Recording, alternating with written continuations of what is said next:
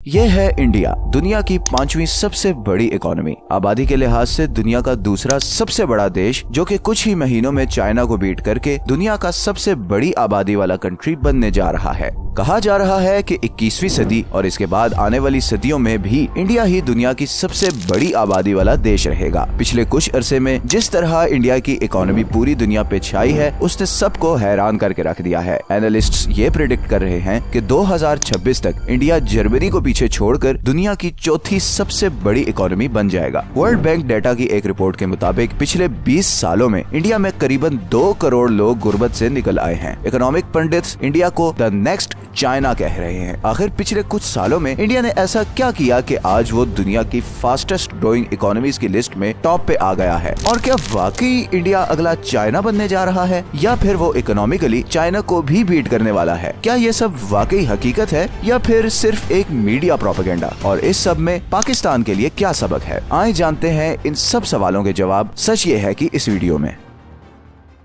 हजारों साल तक इंडियन सबकॉन्टिनेंट दुनिया की अमीर तरीन कंट्रीज में से एक था। 16वीं सदी तक पूरी दुनिया की 25% ट्रेड इसी सबकॉन्टिनेंट के थ्रू होती थी। फिर आए अंग्रेज, जिन्होंने 200 साल तक इंडिया पे राज करने के बाद उसे इस हाल में छोड़ा कि गोल्डन बर्ड कहलाने वाला देश 2 हिस्सों में बढ़ चुका था और हर तरफ गरीबी और भूख के डेरे थे। हजारों साल से इकट्ठे रहने वाले एक दूसरे के गले काट रहे थे। खैर 1947 में इंडिया और पाकिस्तान आजाद हुए। 1.5 साल बाद ही बॉर्डर के उस पार चाइना में कम्युनिस्ट पार्टी ने मुल्क का कंट्रोल संभाल लिया। इंडिया, पाकिस्तान और चाइना तीनों की शुरुआत लगभग एक जैसी ही थी। जहां ये तीनों देश रिसोर्सेज की कमी, करप्शन और पॉलिटिकल इंस्टेबिलिटी का शिकार थे, वहीं हांगकांग, सिंगापुर और साउथ कोरिया मुसलसल तरक्की करके एशियन टाइगर्स बन रहे थे। चाइना उस वक्त सिंगापुर की प्रोग्रेस से बहुत ज्यादा इम्प्रेस था। चाइना के ऑफिशियल्स सिंगापुर जाते ताकि वहां पर सिंगापुरियन मॉडल को स्टडी कर सकें। अब ऑब्वियसली सिंगापुर और चाइना में बहुत बड़ा फर्क है।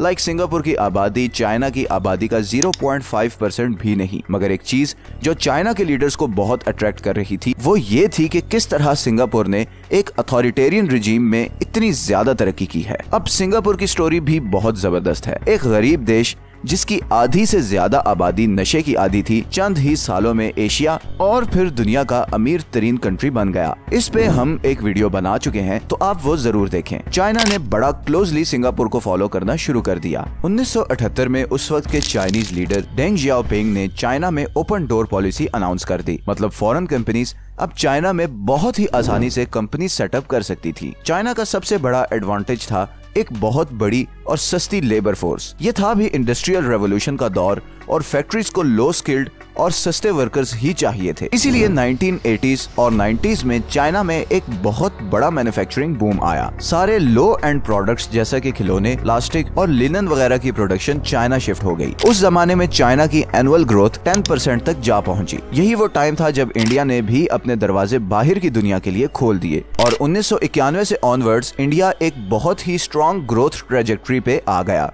दूसरी ही तरफ यही वो टाइम था जब पाकिस्तान मार्शल लॉ और पॉलिटिकल इंस्टेबिलिटी के गहरे बादलों में घिर चुका था। कोई भी इलेक्टेड गवर्नमेंट अपना टाइम पूरा नहीं कर रही थी। हर 2 से 3 सालों बाद गवर्नमेंट चेंज हो रही थी। एक अजीब सी आंख मचोली चल रही थी। हर नई आने वाली गवर्नमेंट पुरानी गवर्नमेंट की पॉलिसीज को डिसकंटिन्यू कर देती थी। जब पॉलिटिकल सेटअप इतना वीक हो तो इन्वेस्टर कॉन्फिडेंस बहुत लो हो जाता है। यही वो एरिया है जहां इंडिया पाकिस्तान पे बाजी ले गया। इंडिया दुनिया की सबसे बड़ी डेमोक्रेसी है। इंडिया पाकिस्तान के साथ ही आजाद हुआ और तकरीबन एक जैसे हालात में ही, मगर आज तक वहां पर कभी भी मार्शल लॉ नहीं लगा। कभी भी आर्मी ने इलेक्टेड हुकूमत का तख्ता नहीं उल्टा और इसीलिए वहां की पॉलिसीज में वक्त के साथ साथ कंटिन्यूटी आती रही। दूसरा एक बहुत बड़ा एडवांटेज जो इंडिया को मिला, वो ये था कि इंडिया दुनिया का दूसरा सबसे बड़ा अंग्रेजी जबान बोलने वाला देश है, जहां पर तकरीबन 10 से 12 करोड़ लोग इंग्लिश न सिर्फ समझ सकते हैं बल्कि बोल भी सकते हैं। यही वजह थी कि वेस्टर्न वर्ल्ड के लिए एशिया में इंडिया एक बहुत ही डिजायरेबल कंट्री बन गया। इंडिया को जो दूसरा बहुत बड़ा एडवांटेज मिला,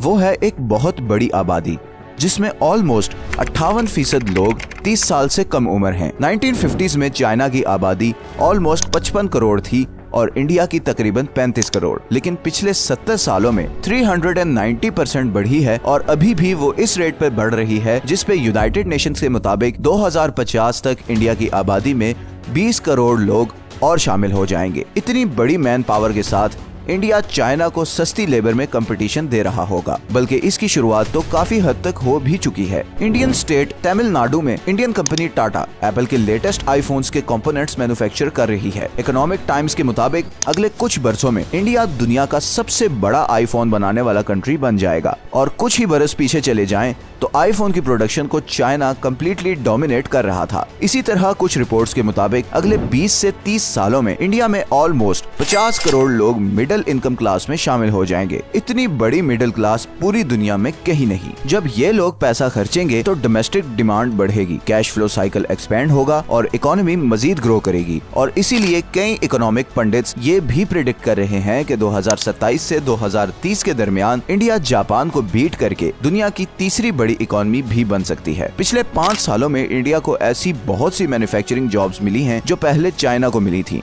और ऐसा लग रहा है कि अब इंडिया नेक्स्ट ग्लोबल वर्कशॉप बनने जा रहा है। बड़ी पॉपुलेशन के बाद जिन चीजों ने इंडिया को ग्रो करने में हेल्प किया है उसमें शामिल है एडमिनिस्ट्रेशन डिजिटाइजेशन, जिसकी वजह से गवर्नमेंट प्रोसेसेस बहुत स्पीड से होते हैं। फॉर एग्जांपल इंडियन गवर्नमेंट अब डिजिटल सिस्टम के जरिए पब्लिक एड देती है, और इसका सबसे बड़ा फायदा आवाम को ऐसे मिला है कि अब एड का पैसा डायरेक्ट लोगों तक पहुंचता है, और वो जो बार बार सरकारी दफ्तरों के चक्कर लगाना पड़ते थे और ब्यूरोक्रेसी को खुश करना पड़ता था, वो सीन अब काफी कम हो गया है। इसके अलावा इंफ्रास्ट्रक्चर की डेवलपमेंट जैसे कि नेशनल रोड नेटवर्क जो कि 2014 के बाद से 50% इंक्रीज हुआ है। इसी तरह एयर फैसिलिटीज 50% इंक्रीज हुई हैं, जिसकी वजह से फ्रेट ट्रांसपोर्ट लगातार बढ़ रही है। सस्ती इंटरनेट फैसिलिटी, स्मार्टफोन्स और डेटा तक easy access, single tax regulation और सस्ती टेलीकम्युनिकेशन सर्विसेज, ये हैं वो फैक्टर्स जिसकी वजह से पिछले कुछ वर्षों में इंडियन इकोनॉमी लिटरली एक्सप्लोड हुई है। इन्हीं सब फैसिलिटीज की वजह से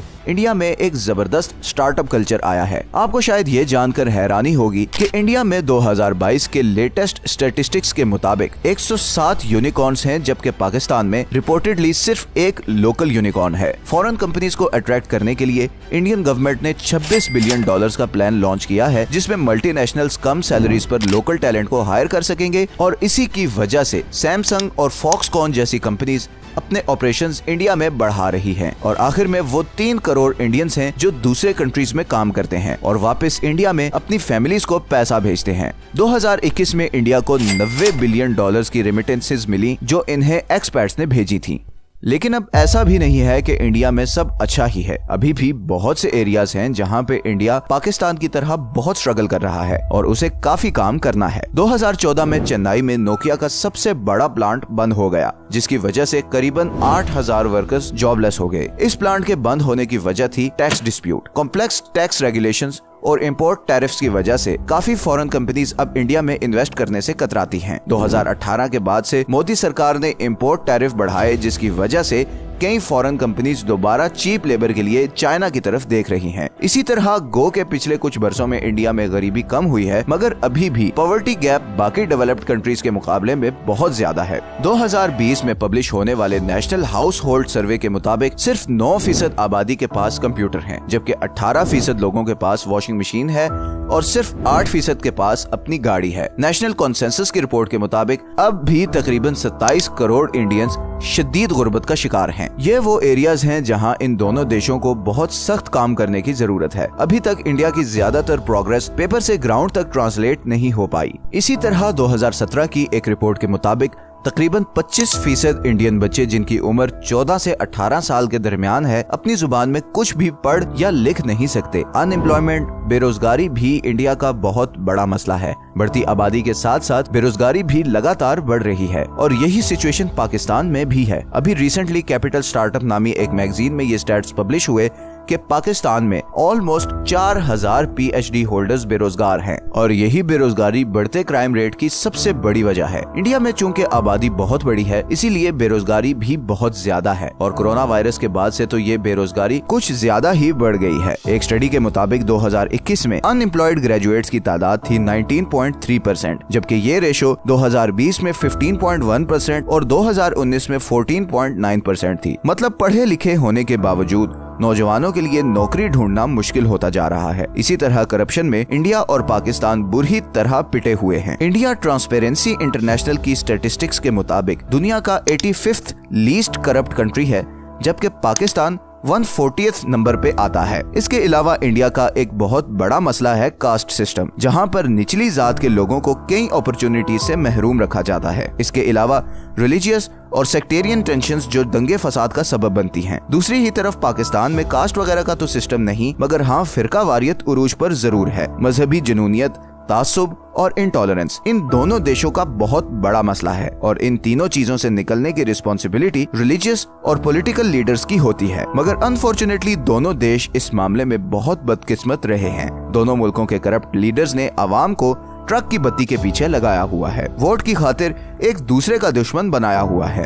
जात, पात और धर्म के नाम पर दुश्मनी के ऐसे गहरे बीज बोए हैं कि 70 साल से दोनों मुल्क एक दूसरे को नीचा दिखाने में लगे हुए हैं। और दूसरी तरफ दुनिया कहां से कहां पहुंच गई है। वर्ल्ड वॉर्स में एक दूसरे के करोड़ों आदमी मारने वाले यूरोपियन कंट्रीज भी अब सब कुछ भूलकर आगे बढ़ चुके हैं। आप जर्मनी के वीजे पे फ्रांस जा सकते हैं। आज से 80 साल पीछे चले जाए तो कोई सोच भी नहीं सकता था कि ये दोनों देश जो एक दूसरे के ऐसे सख्त दुश्मन हैं, कभी एक करेंसी और वीजा इस्तेमाल करेंगे। मैं दोनों कंट्रीज की से ये कहना चाहता हूँ कि अपने अपने वतन पर फख्र जरूर करें, अपने देश से मोहब्बत जरूर करें, मगर आपस के इख्तलाफात को दुश्मनी में मत बदलें। पास्ट में जो हो चुका वो हो चुका, अब आगे बढ़ने का वक्त है। दोनों देश अब मजीद किसी जंग को नहीं सह सकते। मुझे बहुत उम्मीद है कि इन दोनों कंट्रीज की यूथ अब ये हालात बदलेगी। ये नफरत के बादल छटेंगे और चेंज जरूर आएगा और इसी में इन दोनों कंट्रीज का फ्यूचर है। थोड़ी देर जरूर है मगर अंधेर नहीं। इस वीडियो का एंड इसी बात पर करता हूं कि पाकिस्तान को बहुत शिद्दत से एक लंबे डेमोक्रेटिक प्रोसेस की जरूरत है। हर 2 से 3 साल के बाद हुकूमत की तब्दीली को फाइनली खत्म करना होगा। इंडिया की तरह एक आजाद फॉरेन पॉलिसी अपनानी होगी जहां पर सिर्फ देश का फायदा देखा जाए और किसी भी सूरत में मिलिट्री कू की इजाजत नहीं होनी चाहिए। इंडिया चाइना को मैन्युफैक्चरिंग में बीट कर पाएगा या नहीं, ये तो आने वाला वक्त ही बताएगा, लेकिन गरीबी को खत्म करने में उसे हर हाल में चाइना से भी आगे निकलना होगा। आपका इस वीडियो के बारे में क्या ख्याल है, नीचे कमेंट्स में जरूर बताएं। ये हैं वो सारे सोर्सेज जिनसे हमने इस वीडियो के लिए कंसल्ट किया है। अगर आपको ये वीडियो अच्छी लगी है तो इसे लाइक और चैनल को सब्सक्राइब जरूर कर दें। मिलते हैं नेक्स्ट वीडियो में। अल्लाह हाफिज।